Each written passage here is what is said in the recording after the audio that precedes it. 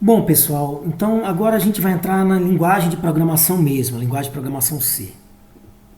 Então a linguagem de programação C, ela tem essas ferramentas aí de programação.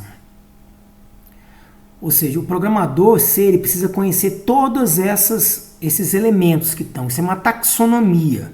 É como é que é organizado a linguagem, com as suas funcionalidades, né?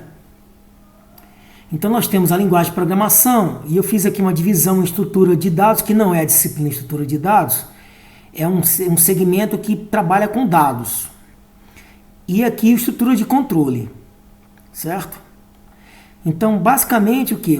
Vocês vão ter que, ao final do curso, o que é o ideal? É que vocês possam dar exemplos de qualquer uso dessa ferramenta.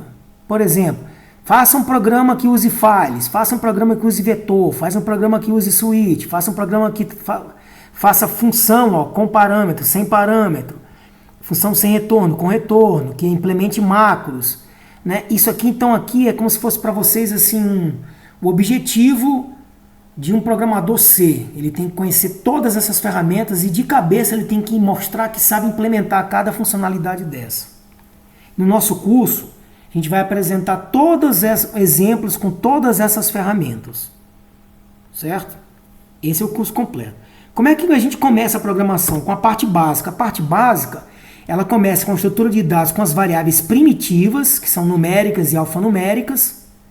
As numéricas são inteiro e real, e alfanuméricas, caractere e string. Certo? Então você começa manipulando variáveis primitivas. Depois que você domina as variáveis primitivas, você vai conhecer as estruturas de controle, que faz o controle da lógica do programa. Aí você começa com programação sequencial, depois vai para a estrutura de decisão, if, else, switch, pega a estrutura de repetição, for, while, do while, certo? E vai trabalhando também com funções, porque a linguagem C, ela funciona como uma função, ela começa da função principal. E aí você vai ter conhecimento sobre função sem retorno, com retorno, sem parâmetro, com parâmetro, né?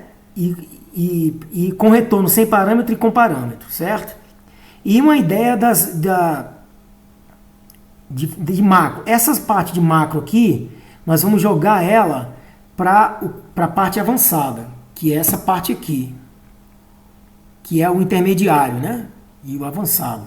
O intermediário você vai trabalhar com variáveis compostas, né?